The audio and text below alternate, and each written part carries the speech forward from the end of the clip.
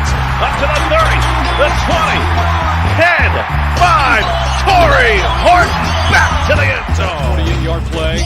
Guess who? Body up the middle, making another move to the outside. 15, 10, end zone again. Keeps it. Nice move by Brown. He's got space. He's got 6. 35-yard touchdown for Byron Brown. A record-setting night for the South Florida quarterback. Third down so far. A little bit of a high snap. Genty right up the middle. Genty has room. Ashton Genty. Give him 6. Second and long. Lagar tries to pin it out. Rose. It does. Rose stays up. The Suns offense 4-3 wheels. Incredible effort for Rose. The G5 Hive. All G5, all the time. Welcome to the G5 Hive Live. We are excited to bring you the G5 college football coverage you love each and every week. I am Luke, and I am joined by my co-host, Justice. If you are watching us on X, please hit that like. Sorry. If you're watching us on X, please give us a follow, like, retweet. If you're watching us on YouTube, please hit that like and subscribe button. If you're listening to us in podcast form, please rate and review. All right. Now let's get into our 2020 guys.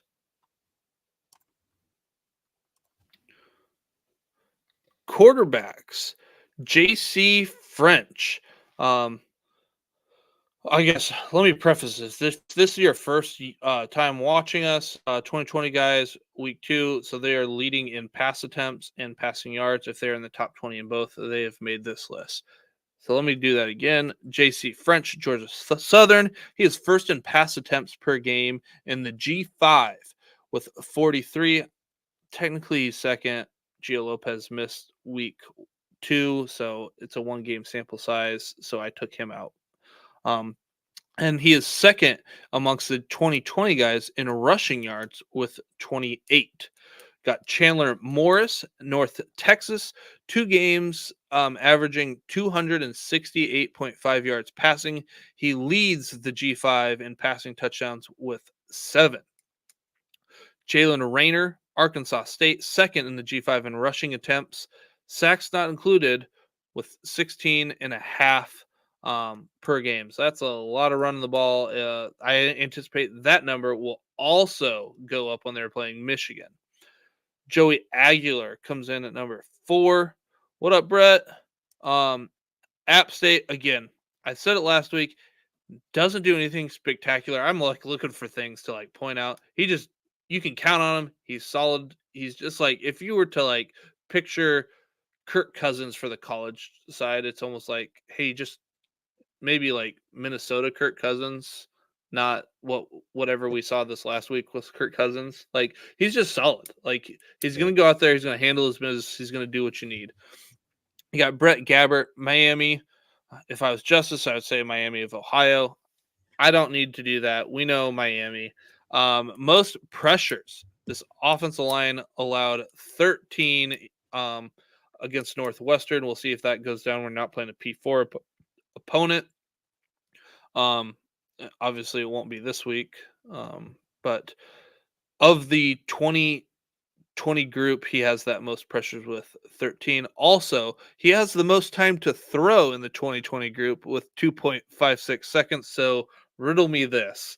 It could be he's holding on to the ball too long, right? And that could be part of the problem. Yeah, that could be something there. Jake Garcia, East Carolina, second in the G5 in big-time throws with 6. He also leads the G5 in turnover-worthy throws with 8. So he had 4 interceptions this past week. He did not look good. Caden Samalza, Ball State, they had a bye in week 1. So, again, 1 sample size, but he threw it 38 times for 4 touchdowns against Missouri State. Something to keep an eye on if that is something that they're able to roll with. TJ Finley, Western Kentucky. I really didn't have anything there the Western Kentucky offense just isn't the same as it was 3 years ago. It is looking rough, but throwing the ball and getting some yardage. And then Mikey Keene, Fresno State, third in the G5 in big time throws with 5. He is tied with Chandler Morris. Running backs 2020. So this is our total touches and total yards. Braden, again, Ball State, Braden Sloan, 27 touches. He is a Eastern Kentucky transfer. Yep. 27 touches for 149 yards in week 2. Second in the G5 in receptions per game with 6. He has 42 yards. Ashton Jeanty, Boise State. Dude's great. 9 touchdowns in 2 weeks. Move on. Marquez Cooper, San Diego State, averaging 22.5 touches per game. Got to follow the process. Like, even if touchdowns aren't there, if you're getting the ball and touching it 22 times a game, good things are eventually going to happen. Give me a second. I lost my spot. Ismail Mahdi, friend of the show, Texas State, 11th in the G5 in receiving yards with 28 per game, only 1 touchdown. And I see this trend continuing. They mentioned in our G5 Hive Worker Bee series that they, wanted to use him more so between the 20s and then a different back there when you get to the red zone. So unless he gets those big runs, like, I expect somebody else to come in there and take the touchdowns. I wonder if we saw Lincoln Pear have a good game this week for Texas State, and I just wonder if that was the product of the game being out of hand, right? I mean, because we saw Ishmati have a great game week 1 in a closer game, and then week 2 where it was more of a blowout, they gave him some rest. So be interesting to see how it plays out for Texas State this week against Arizona State.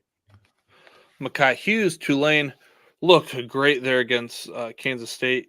I don't know. Can't say enough of a great job that he did. He is tied for 8th in the G5 in rushing yards per game with a 91.5. And that's with a P4 opponent in there. Anthony Tyus, Ohio, 3rd in the G5 in rushing yards with 138.5. He had 17 for 74 and 1 touchdown in week 2. We all know his great week 1 performance. Dean Connors, Rice, 1st in the G5 in receptions per game with 6.5, so 32 yards. Now, if you remember, the first guy, Braden Sloan, he had 6 receptions in week 1. So, I mean, he could be the Dean Connors of the North, I guess, if Dean Connors is the Dean Connors of the South. Let's move over to our wide receivers. We've got Pofile Ashlock, Hawaii, leads the G5 in targets per game with 13.5. Again, got to follow that process. If you're getting the ball thrown to you, you're earning those targets, good things are going to happen. Talk about good things happening. Jamal Pritchett, South Alabama, averaging 9 receptions and 132 yards per game. Looked good there against Ohio this last week. Nick Nash, San Jose State, tied for 1st in the G5 with 3 touchdowns. I just thought that was interesting. Through 2 weeks, you kind of anticipate maybe like some wide receiver having more than 3 touchdowns at this point. Not the case. 3 touchdowns aren't a sticky stat, but Nick Nash heavily used there in that game against Air Force. Corey Rucker also heavily used in that game for Arkansas State against Tulsa, averaging 119.5 yards and 2 touchdowns through 2 weeks. Coleman Owen, a little bit of down week this last year, but he has 7.5 receptions and 10.5 targets through 2 weeks, however, 0 touchdowns. So that's the downside there. We've got Christian Fitzpatrick, Marshall. Now this one, I don't know if did you see this highlight catch that was that the one he was kind of like laying out? It was like a one-handed catch. Like he had somebody on him with one hand, and he like backhanded one-handed. If you haven't seen it, we should probably tweet it out or something. It looks great. Christian Fitzpatrick, 8 out of 14.7, 4 receptions on 10 targets through 2 weeks. If he's able to get like 2 more receptions, like Christian Fitzpatrick could be a guy that like rockets up. We'll see how conference play goes, but he's I don't know if you would put him as a sleeper, but he's a guy. He gets catches a couple more of those. The thing that's the thing has stood out to me with him is he is being heavily targeted. It's not always equating to receptions, but maybe it will, right? They played Virginia Tech this week, a P4 opponent, but that's the thing that stands out to me with Fitzpatrick is he's being heavily targeted, and it's kind of piqued my interest. Absolutely. Then we've got Damon Ward, North Texas, huge week 1. Week 2, not so much. 1 for 16. Landon Sides comes back in week 2. DT Sheffield balls out. Not balls out, but like did pretty similar to what he did in week 1. Yeah, he just had more touchdowns. Yeah, and you kind of alluded to it last week of like, hey, they're going to get Landon Sides back at some point. So Damon Ward probably takes a little bit of hit. We've got Cade McDonald, Miami of Ohio, in week 1. He had 8 for 8 receptions on 9 targets for 105 yards. Let's see if that continues here in week 3. That's something I'm kind of keeping an eye on. Luke Wysong, he was on fire. I guess heating up. He only did it for 2 weeks. Needed to take a little break. Let's see if that break lets him. We'll see what he does here in week 3. But I'm expecting a big game against Auburn. 9th in the G5 for receiving yardage per game. And then Mac Delana. I believe he was a breakout in our G5 series, or at least he was talked about. I do remember he had a big week 2, a good week 1, but big week 2, 7 receptions for 235 yards and 1 touchdown, and ADOT of 15.9 through 2 weeks. So again, Fresno State, a team that we anticipate being there in the in the Mountain West Championship conversation. Magdalena, a name to get to know.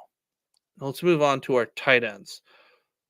Harold Fannin Jr., Justice's Offensive Player of the Week. He makes the 2020 list for pass catchers. Enough said. All right, dude's a man. So this is our 2020 targets and receiving yards here. We've got Holden Willis absent from this list a week ago. Middle Tennessee State. He's averaging 8 targets through 2 weeks. Process. The receptions might not be there all the time, but if you're getting the targets, you're getting open. They're trying to get you the ball. And honestly, when you go and you look through all the G5 tight ends, there's like 4 targets is that threshold of like if you're getting above 4 targets, like you're on a different level. 4 is just kind of this. There's a lot of people in this 4. So Tanner Kozol, Ball State, again, only 1 game, but 7 targets for 60 yards in week 2. And friend of the show. We got Colin Weber, Charlotte, averaging 7.5 targets and 4.5 receptions for 40 yards. He's tied for the team lead in receptions in week 1. Week 2, he was second. Now, will the Max Brown injury hurt him or mean that Purdy will just be looking for him more? Something to pay attention to.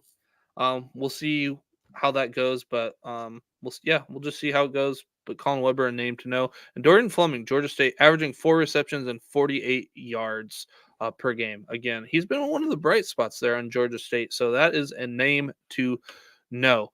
Justice, tell us what we know on the defensive line.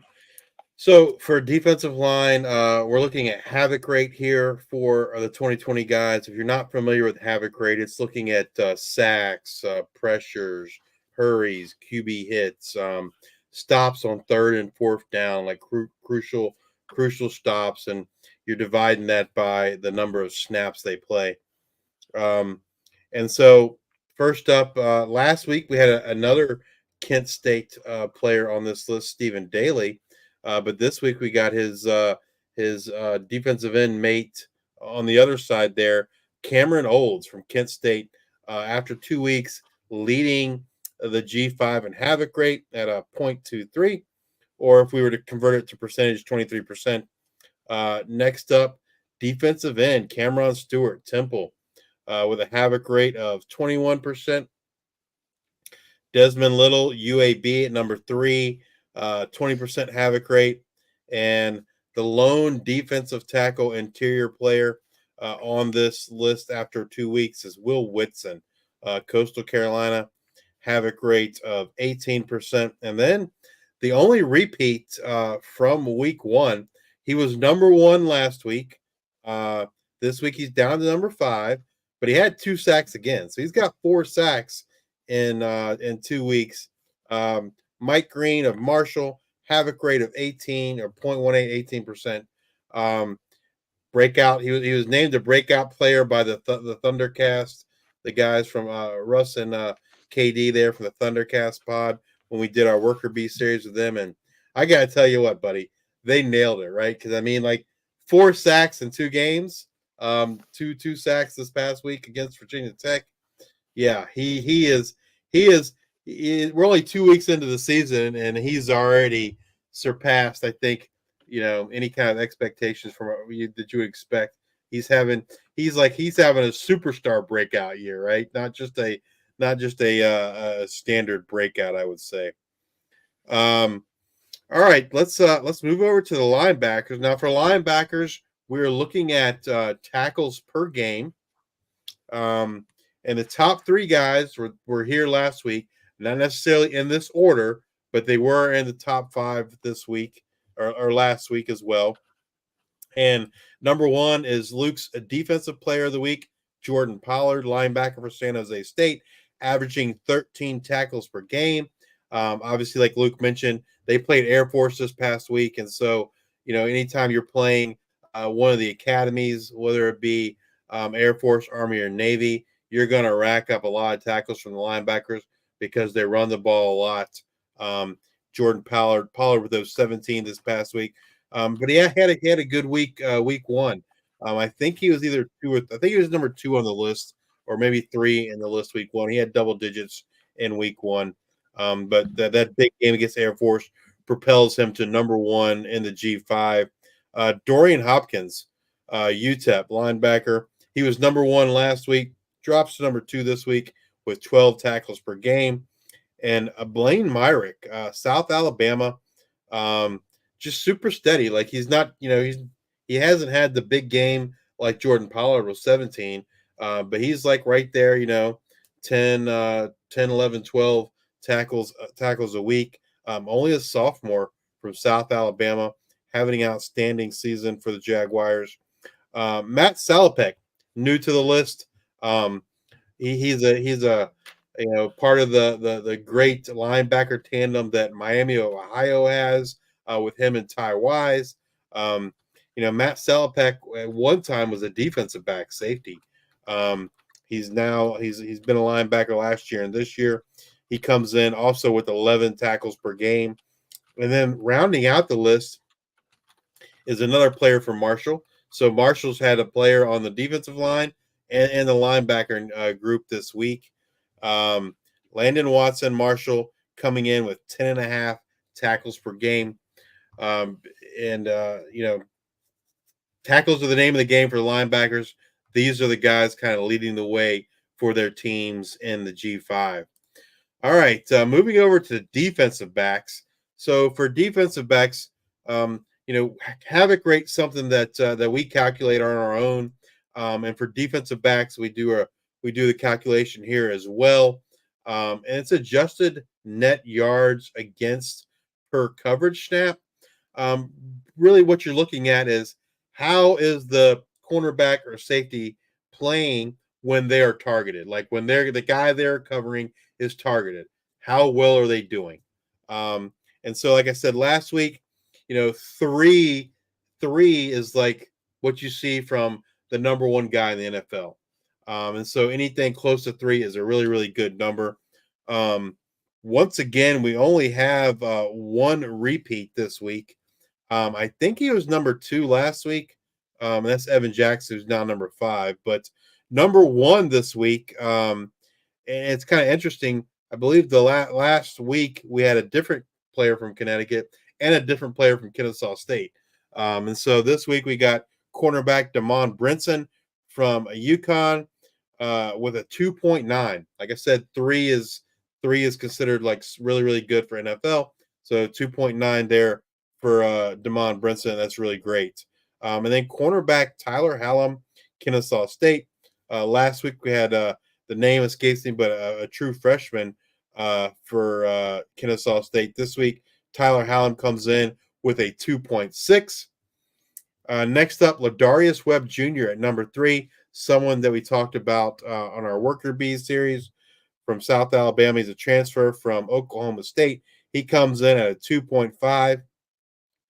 And then cornerback Jordan Toney, Eastern Michigan, coming in with a 2.4.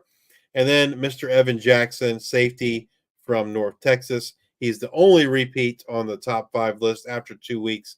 He comes in with a 2.2. And that's going to wrap up our 2020 guys, offense and defense. These are the players like you guys need to know. These are the guys getting it done, both offense and defense on the G5 level. And we'll probably see a lot of these guys playing on Sundays in the future. So what a better time to learn these guys, get to know them here while they're in college. You can say, hey, I remember that Justice and Luke talked about that guy on the G5 Hive and his havoc rate or his touches per game or whatever. But just try to give the outstanding players of the G5 some love.